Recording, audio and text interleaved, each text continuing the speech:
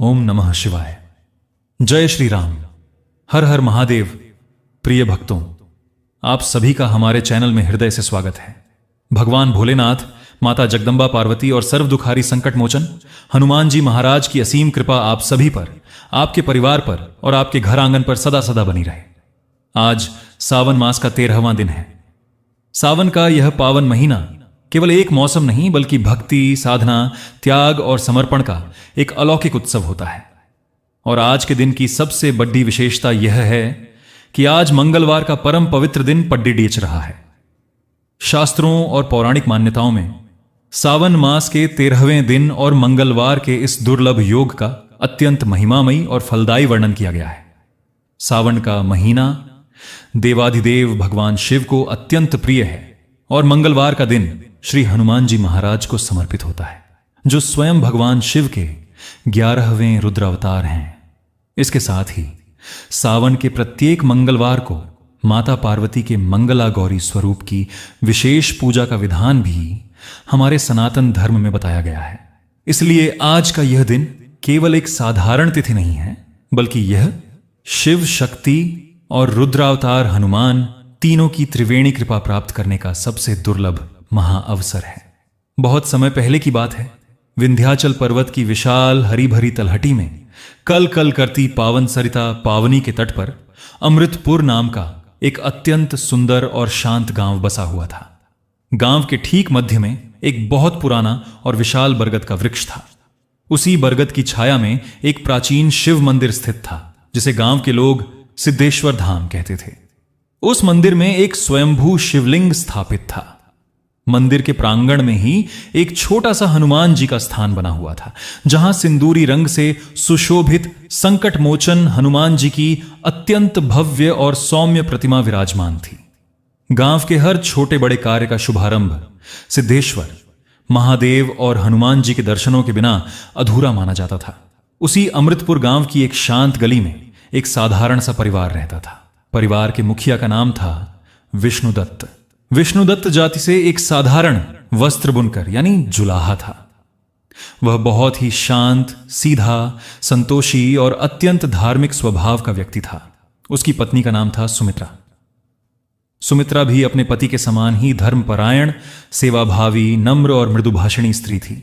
विष्णुदत्त का जीवन बहुत सादा था। उसका काम था कताई करना, सूत के धागों को प्राकृतिक रंगों से रंगना और हाथ से लकड़ी की खड्डी, करघे पर सुंदर टिकाऊ सूती वस्त्र बुनना। वह जो भी वस्त्र बुनता, उसकी हर ताने बाने की बुनाई के साथ उसके होंठों पर निरंतर एक ही नाम जप चलता रहता था। AUM नमः शिवाय, जय श्री राम। AUM नमः शिवाय, जय श्री राम। विष्णुदत्त और सुमित्रा का जीवन यद्यपि संतोषप्रद था, परंतु उनके जीवन में एक गहरा सालता हुआ दुख भी था। विवाह के कई वर्ष बीत जाने के बाद भी उनकी कोई अपनी संतान नहीं थी। गांव की कुछ कड़वी जुबान वाली स्त्रियां अक्सर सुमित्रा को ताने देती थीं, उसे निसंतान और अभागिन कहकर उसके मन को ठेस पहुंचाती थीं। कई बार जब गांव के उत्सवों में सुमित्रा को किसी शुभ कार्य से अलग कर दिया जाता, तो वह अपनी झोपड़ी के कोने में जाकर चुपचाप रोया करती थी। लेकिन उसने कभी ईश्वर से कोई शिकायत नहीं की। वह प्रतिदिन सिद्धेश्वर महादेव के मंदिर में जल चढ़ाती और हनुमान जी के चरणों में दिया जलाकर यही प्रार्थना करती, हे प्रभु, यदि मेरे भाग्य में संतान का सुख नहीं लिखा है तो मुझे कोई दुख नहीं, बस मेरे मन में आपके प्रति जो भक्ति है उसे कभी कम मत होने देना। मुझे बस अपनों के तानों को सहने की शक्ति देना। फिर एक दिन, आज से लगभग 10 वर्ष पूर्व, सावन के ही महीने में एक ऐसी घटना घटी जिसने विष्णुदत्त और सुमित्रा के पूरे जीवन को बदलकर रख दिया। सावन की मूसलाधार बारिश हो रही थी। पावनी नदी अपने पूरे उफान पर थी। विष्णुदत्त सुबह सुबह मंदिर में अभिषेक के लिए नदी किनारे से जल लेने गया था। तभी उसने देखा कि नदी के तेज बहते जल में बांस का एक छोटा सा लपेटा हुआ टोकरा बहता हुआ आ रहा है और वह किनारे पर झुकी हुई झाड़ियों के बीच आकर अटक गया है। विष्णुदत्त को टोकरे के अंदर से किसी नन्हे बालक के हंसने की आवाज सुनाई दी। विष्णुदत्त ने बिना अपनी जान की परवाह किए नदी के तेज बहाव में छलांग लगा दी और उस टोकरे को खींचकर किनारे ले आया। जब उसने टोकरे के ऊपर से सूती कपड़ा हटाया तो उसके आश्चर्य और आनंद का ठिकाना न रहा। उस टोकरे में 2-3 माह का एक अत्यंत सुंदर गोल मटोल नन्हा बालक लेटा हुआ था। वह बालक रो नहीं रहा था, बल्कि अपनी छोटी छोटी उंगलियों को चूसता हुआ ऊपर नीले आकाश की तरफ देखकर खिलखिला रहा था। उसके माथे पर एक प्राकृतिक सिंदूरी तिलक जैसा निशान था। विष्णुदत्त ने कांपते हाथों से उस बालक को अपनी गोद से लगा लिया। उसकी आंखों से आंसुओं की धारा बह निकली। उसने आसमान की तरफ देखकर रोते हुए कहा, हे भोलेनाथ, हे संकट मोचन, यह आपकी ही कृपा का प्रसाद है। आपने मेरी सुमित्रा के सूने आंचल की पुकार सुन ली। विष्णुदत्त उस बालक को अपनी छाती से चिपकाकर अपने घर भागा। सुमित्रा ने जब उस नन्हे बालक को देखा तो उसकी आंखों से अश्रुओं की अविरल धारा बह निकली। उसने तुरंत बालक को अपनी गोद में भर लिया। ऐसा लगा जैसे वर्षों से बंजर पड़ा सुमित्रा का हृदय वात्सल्य के अमृत से सरसब्ज हो गया हो। उन्होंने उस बालक का नाम रखा माधव। समय का पहिया घूमता रहा। माधव धीरे धीरे बड़ा होने लगा। वह बहुत ही होनहार, आज्ञाकारी, बुद्धिमान और नम्र बालक था। 8-9 वर्ष की आयु में ही वह अपने पिता के साथ काम में हाथ बटाने लगा था। वह जंगल से ताजे फूल, पत्तियां और जड़ी बूटियां लाकर धागों को रंगने के लिए प्राकृतिक रंग तैयार करता। लेकिन माधव की सबसे बड़ी विशेषता यह थी कि वह अपने पिता से भी बढ़कर हनुमान जी की भक्ति में लीन रहता था।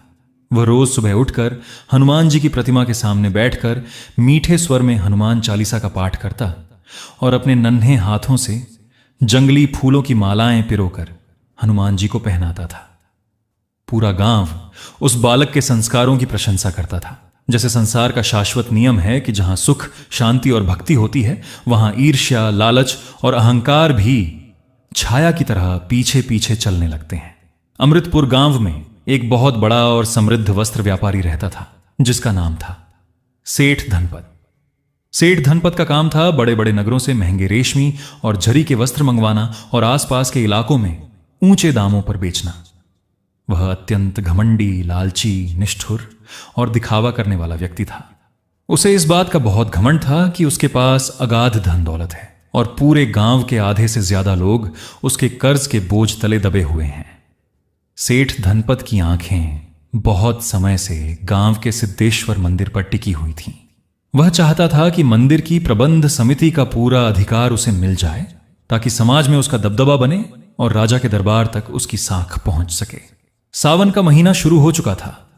इस वर्ष गांव के बुजुर्गों और मंदिर के मुख्य पुजारी पंडित करुणाशंकर जी ने यह निर्णय लिया कि सावन के 13वें दिन, जो कि इस बार पावन मंगलवार को पड़ी DDH रहा था, सिद्धेश्वर महादेव का विशेष श्रृंगार किया जाएगा और हनुमान जी महाराज को एक नया अत्यंत पवित्र रुद्र ध्वज और रक्तचोला अर्पित किया जाएगा। मंदिर की प्राचीन परंपरा के अनुसार यह कड़ा नियम था कि सावन के 13वें दिन हनुमान जी को जो ध्वज और चोला चढ़ाया जाएगा, वह नगर के बाजार से खरीदा हुआ व्यापारिक कपड़ा नहीं होगा। वह कपड़ा गांव के ही किसी ऐसे परम भक्त के हाथों से बुना होना चाहिए जो पूर्ण पवित्रता, उपवास, नियम और निष्काम भाव से उसे तैयार करे। जब यह समाचार पूरे गांव में फैला तो सेठ धनपत तुरंत अपने 2 नौकरों के साथ मंदिर के पुजारी जी के पास पहुंचा।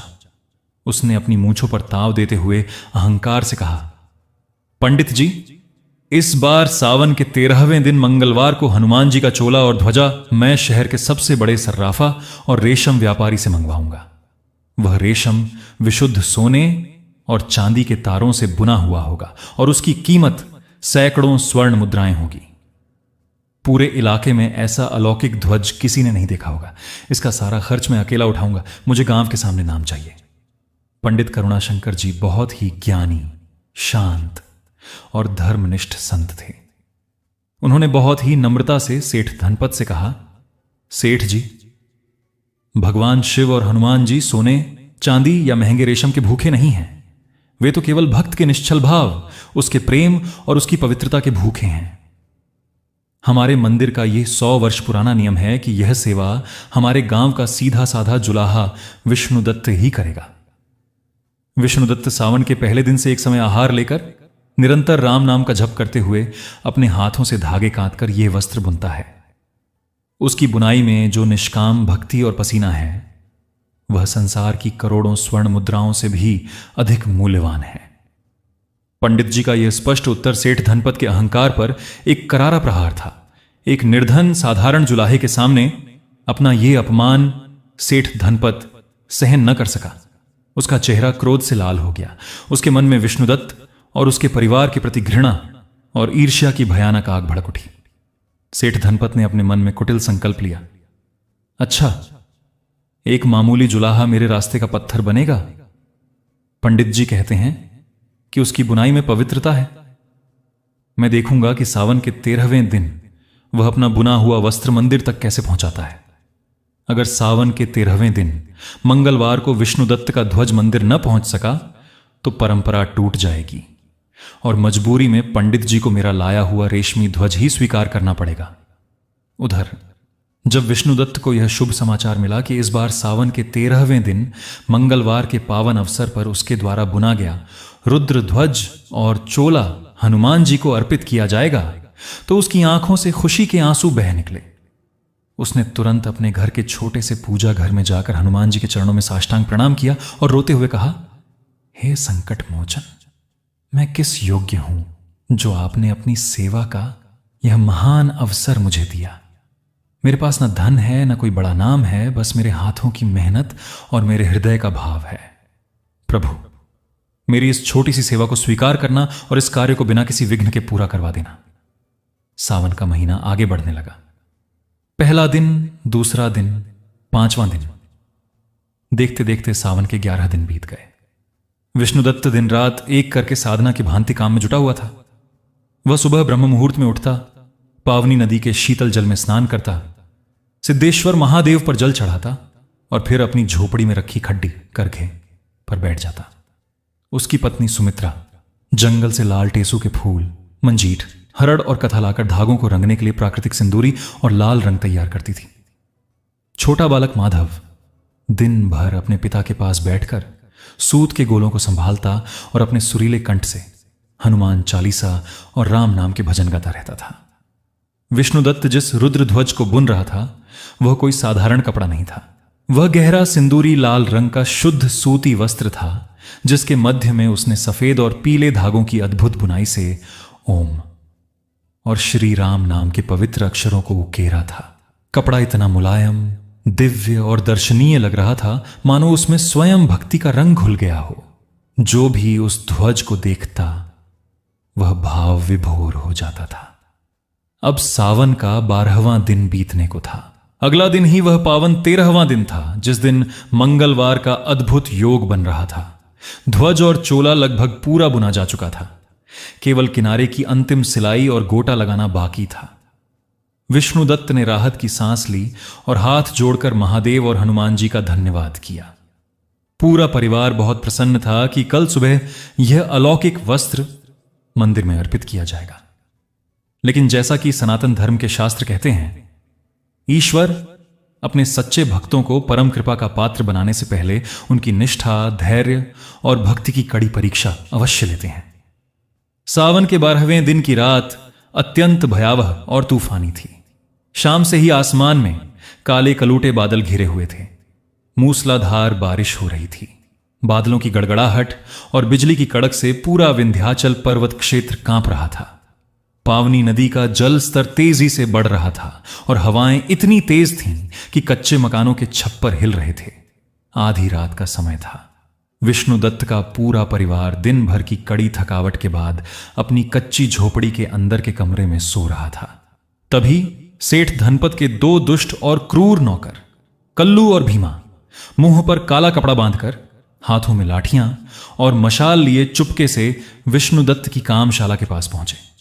उन दुष्टों का केवल एक ही नीच उद्देश्य था, विष्णुदत्त के बुने हुए उस पवित्र रुद्र ध्वज को नष्ट कर देना या चुरा लेना, ताकि सावन के 13वें दिन मंगलवार को वह मंदिर न पहुंच सके और विष्णुदत्त की साख सदा के लिए मिट जाए। कल्लू और भीमा दबे पांव कामशाला का कच्चा दरवाजा धकेल कर अंदर घुसे। कामशाला में मिट्टी का एक छोटा सा दिया टिमटिमा रहा था। कोने में लकड़ी की चौकी पर वह सिंदूरी रुद्र ध्वज बहुत ही करीने से लपेटकर एक साफ वस्त्र में ढककर रखा हुआ था। भीमा ने जैसे ही उस ध्वज को उठाने के लिए अपना हाथ आगे बढ़ाया, तभी पास ही बिछे पुआल पर सो रहे छोटे बालक माधव की नींद अचानक खुल गई। माधव ने देखा कि दो अनजाने भयानक आदमी मुंह बांधकर उनके भगवान के पवित्र वस्त्र को छू रहे हैं। बालक माधव बिना डरे तुरंत खड़ा हो गया और अपनी तोतली आवाज में चिल्लाया, कौन हो तुम लोग? हमारे हनुमान जी के चोले को मत छुओ। पिताजी, पिताजी, चोर आए हैं। बालक की अचानक चिल्लाने की आवाज सुनकर कल्लू और भीमा घबरा गए। उन्हें लगा कि अगर विष्णुदत्त और पड़ोसी जाग गए तो उनका पकड़े जाना तय है। दुष्ट कल्लू ने माधव को चुप कराने के लिए उसे बहुत जोर से धक्का दे दिया। बालक माधव उछलकर दूर जा गिरा और उसका सिर कामशाला में रखी लोहे की भारी चरखी के नुकीले कोने से जा टकराया। एक जोरदार धमाका हुआ। नन्हे माधव के माथे से खून की मोटी धारा बह निकली और वह बिना किसी चीख के अचेत होकर जमीन पर गिर पड़ा। भागते भागते दुष्ट भीमा ने साक्ष्य मिटाने के लिए पास ही जल रहे तेल के दिए को उठाकर सूत के गोलों और ध्वज की चौकी के पास फेंक दिया ताकि आग लग जाए और सब कुछ जलकर राख हो जाए। इसके बाद वे दोनों पापी अंधेरे और तूफानी बारिश में भाग निकले। धमाके और बालक के गिरने की आवाज सुनकर अंदर के कमरे से विष्णुदत्त और सुमित्रा बदहवास होकर दौड़े आए। जब उन्होंने कामशाला के अंदर का दृश्य देखा तो उनके पैर तले से जमीन खिसक गई। एक तरफ उनका 8 वर्ष का मासूम, प्राणों से प्यारा बेटा माधव माथे से बहते खून के पोखर में बेसुध पड़ा था और दूसरी तरफ कामशाला में आग की लपटें उठ रही थीं। तेल का दिया गिरने से पास रखे सूत के गोले और सूखी लकड़ियां धधकने लगी थीं और आग की लपटें उस पवित्र रुद्र ध्वज की तरफ तेजी से बढ़ रही थीं। सुमित्रा चीख पड़ी, माधव, मेरा बच्चा! वह दौड़कर अपने बेटे के पास गई और उसका सिर अपनी गोद में रखकर रोने लगी। माधव, आंखें खोलो बेटा, ये क्या हो गया? कोई बचाओ। विष्णुदत्त का हृदय कांप उठा। उसके सामने जीवन की सबसे भयानक धर्म संकट की स्थिति खड़ी थी। एक तरफ उसका इकलौता बेटा था जो अचेत पड़ा था और दूसरी तरफ उसकी महीनों की तपस्या भगवान शिव और हनुमान जी का वह पवित्र रुद्र ध्वज था जो आग में जलकर भस्म होने वाला था। विष्णुदत्त की आंखों से आंसुओं का सैलाब बह निकला। उसने एक पल के लिए अपनी आंखें बंद की और आर्त स्वर में पुकारा, हे संकट मोचन हनुमान जी, हे सिद्धेश्वर महादेव, यह आपकी कैसी परीक्षा है? आज मेरी मति भ्रमित हो रही है। मैं अपने पुत्र को संभालूं या आपकी सेवा के इस पवित्र संकल्प की रक्षा करूं? उसी पल विष्णुदत्त के भीतर से जैसे एक दिव्य अलौकिक प्रेरणा जगी। उसने अपनी गीली चादर उठाई और जलती हुई आग पर फेंक दी। उसने बिना अपनी जान की परवाह किए अपने नंगे हाथों से जलते हुए कोयलों और आग की लपट्टों को पीछे ढकेला। आग की भयंकर तपन से विष्णुदत्त के दोनों हाथ बुरी तरह झुलस गए। उसकी त्वचा पर बड़े बड़े छाले पड़ गए और मांस जलने लगा, लेकिन उसने उस पवित्र रुद्र ध्वज पर आग की एक आंच भी नहीं आने दी। उसने जलते हुए अंगारों को हाथों से हटाकर उस ध्वज को अपने सीने से लगा लिया। ध्वज तो सुरक्षित बच गया और आग बुझ गई, लेकिन विष्णुदत्त के दोनों हाथ बुरी तरह जल चुके थे। उसकी उंगलियां कांप रही थीं और वह असह्य पीड़ा से कराह रहा था। इधर सुमित्रा रो रोकर अपने बेटे को होश में लाने का हर संभव प्रयास कर रही थी। माधव के माथे से लगातार खून बह रहा था। उसकी सांसें बहुत धीमी चल रही थीं और उसका शरीर ठंडा पड़ रहा था। गांव में इतनी तूफानी रात को कोई वैद्य उपलब्ध नहीं था और बाहर मूसलाधार बारिश के कारण नदियां उफान पर थीं। विष्णुदत्त झुलसे हुए, खून से सने हाथों से अपने बेटे के पास पहुंचा। उसने अपने झुलसे हाथों से माधव के सिर को छुआ और सुमित्रा से कहा, सुमित्रा, हिम्मत मत हारो, रो मत। जिस परमात्मा ने इस बालक को पावनी नदी के बहते जल में हमें सौंपा था, वही प्रभु आज भी जाग रहे हैं। आज सावन का 13वां दिन प्रवेश कर चुका है और आज मंगलवार का पावन दिन है। हमारे पास न धन है, न कोई औषधि है। हमारे पास केवल हमारे आंसुओं की जलधारा और हनुमान जी का नाम है। विष्णुदत्त ने अपने झुलसे हुए हाथों की पीड़ा को भूलकर मंदिर से लाई हुई हनुमान जी के चरणों की चुटकी भर सिंदूरी भस्म उठाई और एयूएम नमः शिवाय जपते हुए माधव के माथे के घाव पर लगा दी।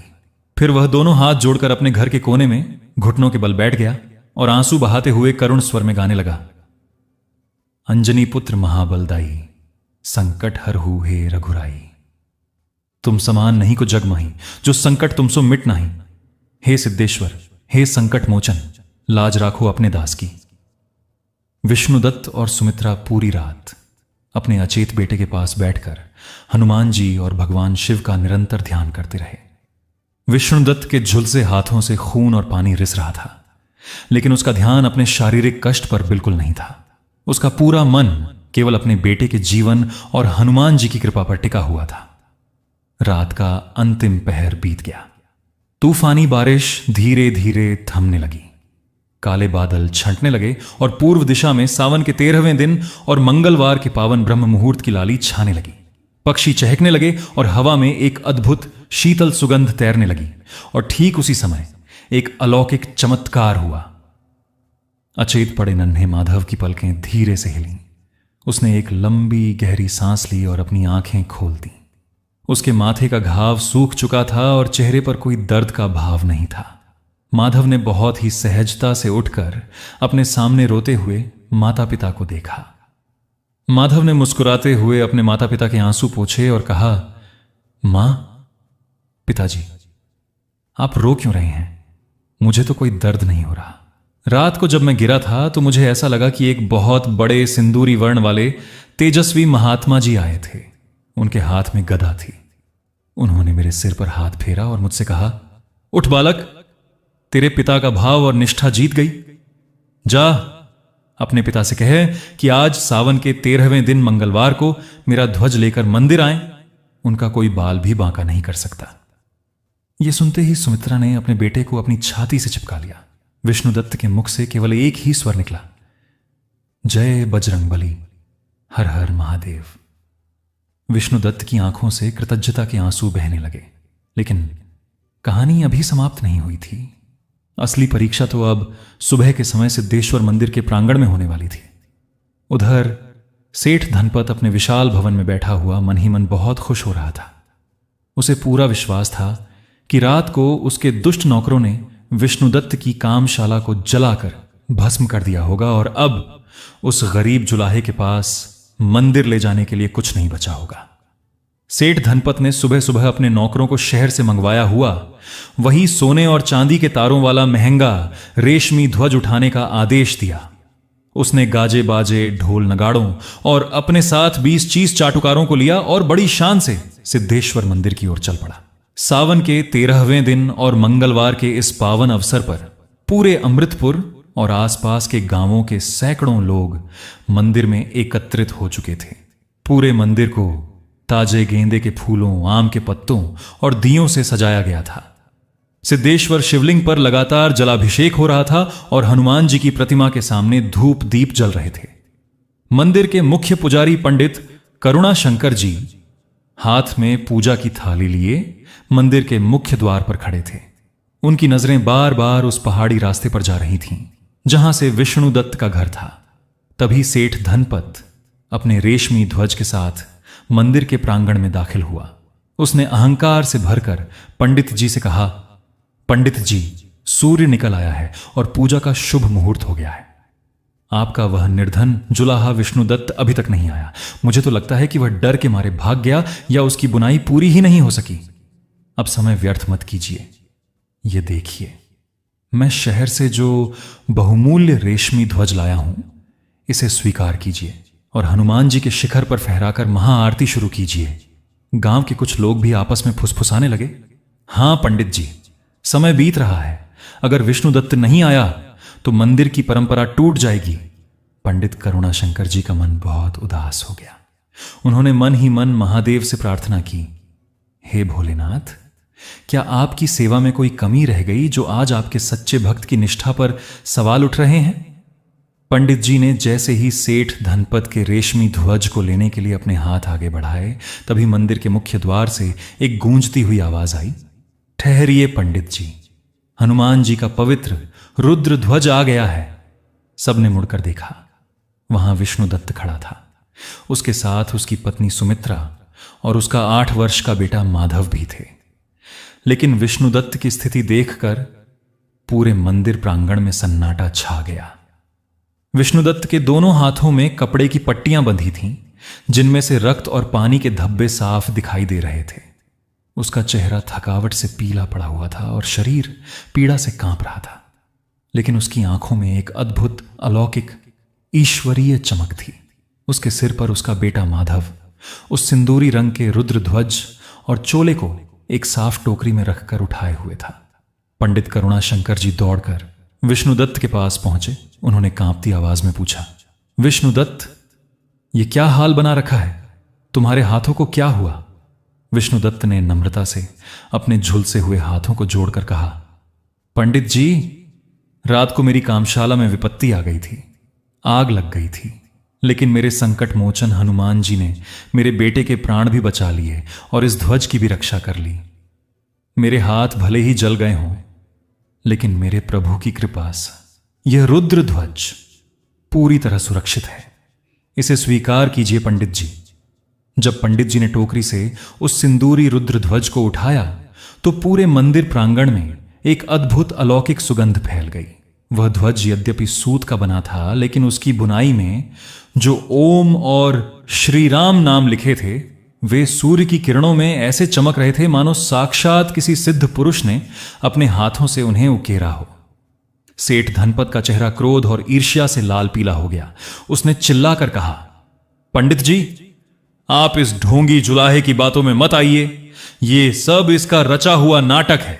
इसके हाथ जल गए हैं, इसका मतलब है कि यह अशुद्ध हो चुका है। जलने से जो खून और पानी निकल रहा है उससे यह कपड़ा भी अशुद्ध हो गया होगा। अशुद्ध व्यक्ति का बनाया हुआ कपड़ा हनुमान जी को कैसे चढ़ाया जा सकता है? यह धर्म का अपमान है। सेठ धनपत की यह बात सुनकर गांव के कुछ सीधे साधे लोग असमंजस में पड़ गए। पंडित करुणाशंकर जी ने सेठ धनपत की तरफ देखा और बहुत ही गंभीर स्वर में कहा, सेठ जी, अशुद्ध कपड़ा नहीं होता, अशुद्ध मनुष्य का मन होता है।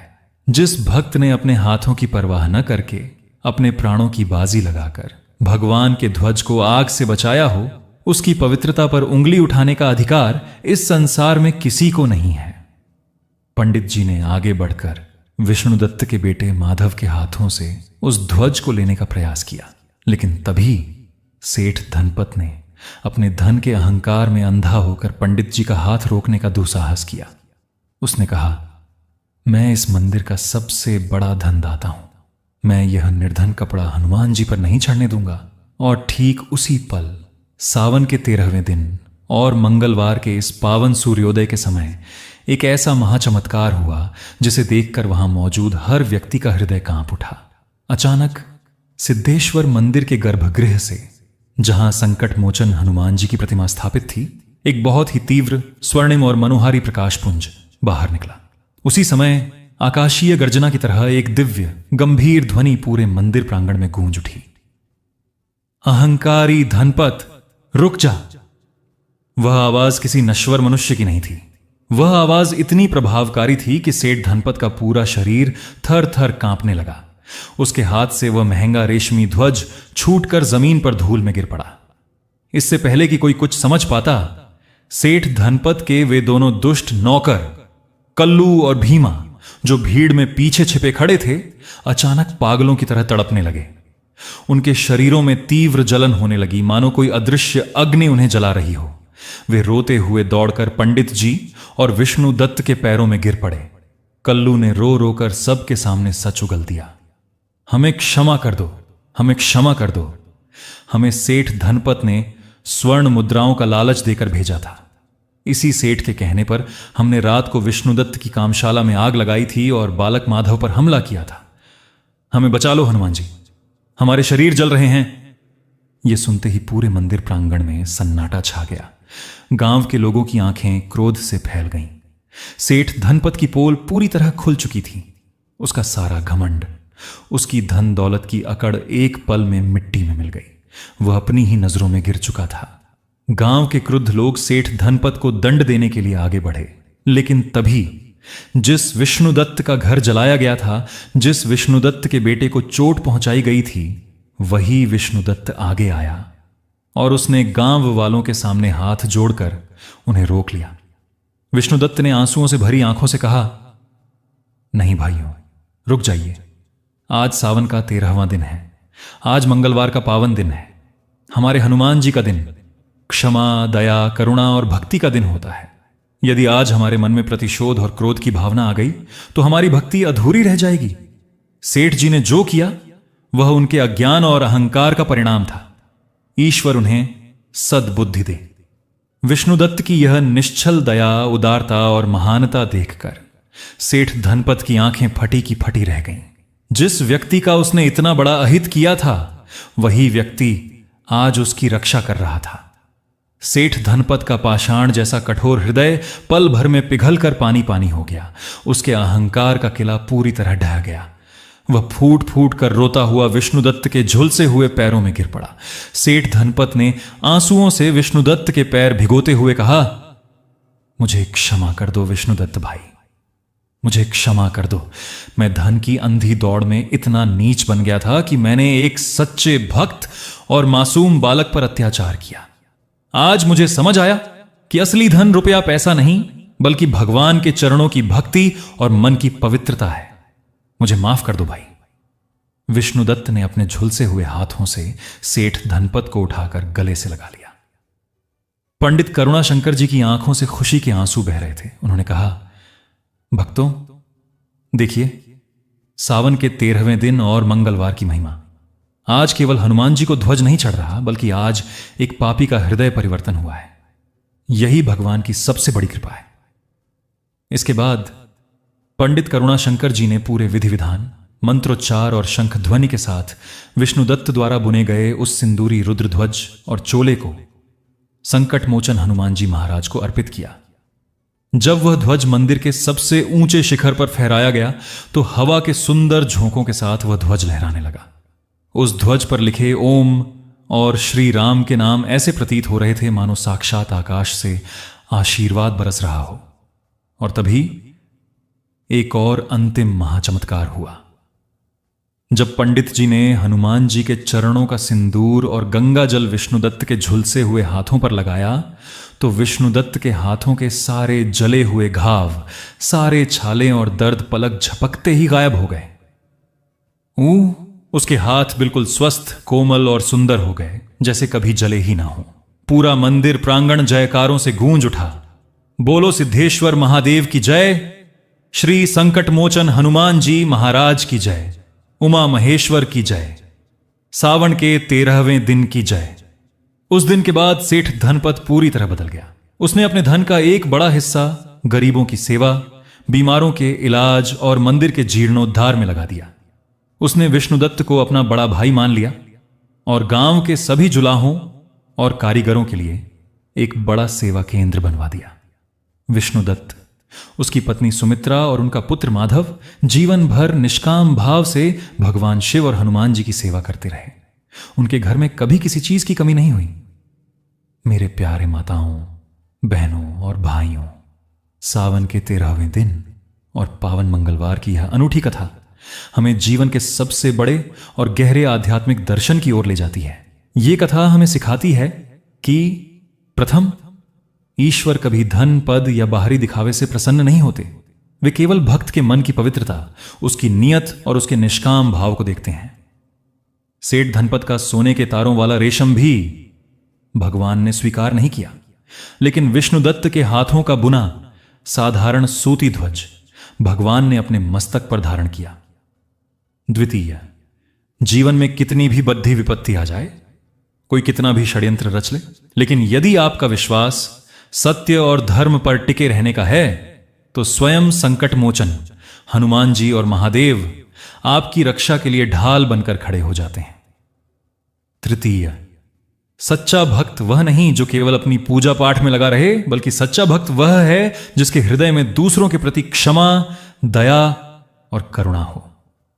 विष्णुदत्त ने अपने शत्रु सेठ धनपत को क्षमा करके यह सिद्ध कर दिया कि भक्ति का असली अर्थ प्रेम और क्षमा है। चतुर्थ, सावन मास के 13वें दिन और मंगलवार के इस दुर्लभ योग में जो भी भक्त हनुमान जी और भगवान शिव के चरणों में अपने दुखों को सौंपकर सत्य के मार्ग पर चलता है, उसके जीवन के बड़े से बड़े संकट दूर हो जाते हैं और उसके घर में सुख, शांति व समृद्धि का वास होता है। आइए भक्तों, हम सब मिलकर इस पावन अवसर पर भगवान शिव, माता पार्वती और श्री हनुमान जी महाराज के चरणों में अपना शीश झुकाएं और मन ही मन यह प्रार्थना करें। हे दीन बंधु, हे संकट मोचन हनुमान जी, हे सिद्धेश्वर महादेव, जैसे आपने अपने साधारण भक्त विष्णुदत्त के सत्य और भाव की रक्षा की, उसके बालक माधव को जीवन दान दिया और उसके हाथों के कष्ट को हरा, वैसे ही इस कथा को सुनने वाले हर भक्त के जीवन के कष्टों को दूर करना, उनके घरों से ईर्ष्या, भय, दरिद्रता और बीमारी को दूर करना, सभी के मन में भक्ति, दया और क्षमा का दीपक जलाना। बोलिए उमापति महादेव की जय, पवन पुत्र हनुमान जी महाराज की जय, माता जगदम्बा भवानी की जय, सावन मास की जय, हर हर महादेव। AUM नमः शिवाय।